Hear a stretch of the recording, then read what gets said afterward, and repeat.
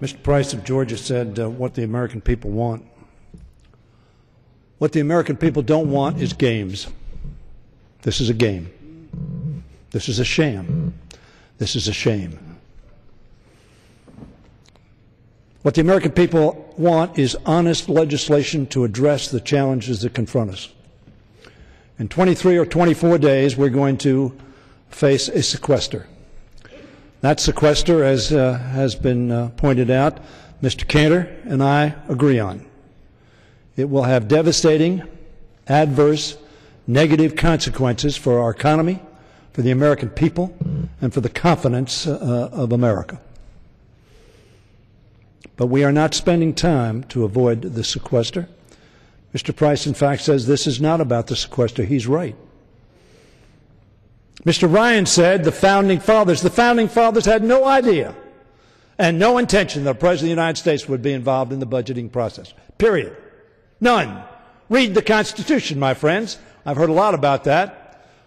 The Founding Fathers thought it would be the legislative body, and the legislative body alone, that would have responsibility. It wasn't, frankly, until the last century that the President played a significant role in the budget, because the Founding Fathers, if you read the Constitution, thought under Article 1 we were responsible. And now, my friends, we have a game. My friend from Georgia, a distinguished gentleman from Georgia, said that we want a contrast. You have a contrast. You didn't want a contrast. You didn't make it in order, because you don't want the contrast. What you want is your political messaging bill that at the end of the day will do zip, nada, zero to address the problems confronting America. It's a game.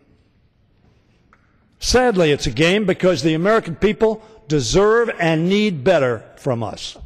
More responsibility, more reality, more honesty in the actions we take on this floor. This is a political messaging bill. It's not even a very big bill. And by the way, the bill to which the gentleman from Georgia referred is not before this Congress. It was the last Congress. That Congress, I tell the gentleman, is over. But we have a responsibility in the 113th Congress to act responsibly, not just to point to what was or was not done in the 112th Congress. This is a political messaging bill, Mr. Speaker, pure and simple. It does nothing to solve the most immediate problem we are now facing, that is the looming sequester and all the uncertainty it is causing.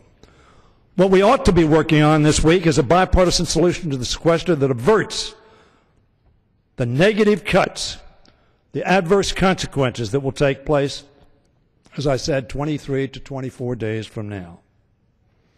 Instead, Mr. Speaker, we hear not only silence from many of the Republican side, but irresponsible acquiescence.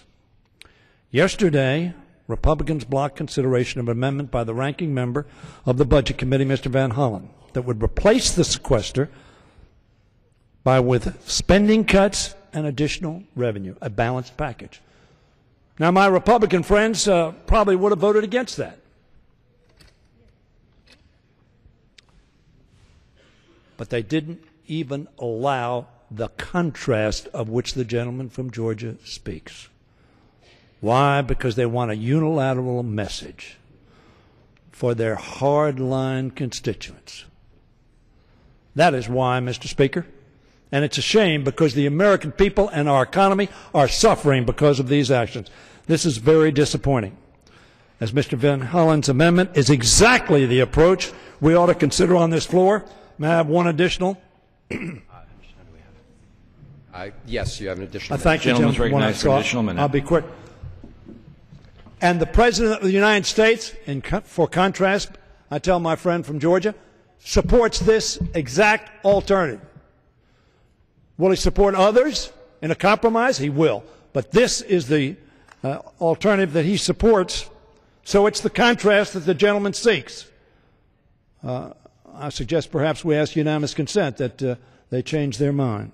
To do so would be devastating if we don't fix this sequester to our economy and our ability to create opportunities for America. It's time that our friends in the majority in this House stop pretending that the sequester is not dangerous or that it can be a viable tool to achieve the fiscal discipline we need. It's not that tool, and in fact, it's very dangerous. As we move closer toward the March 1st deadline, I want to tell my friend from Georgia, whom I respect, that I would hope that we could engage in a positive discussion and consideration on this floor of an alternative like Mr. Van Hollen's. Not because you will support it, but because it is a viable, effective alternative, and then you provide an effective alternative. There is no alternative in the bill you provide on this floor today, and I yield back the balance of my time.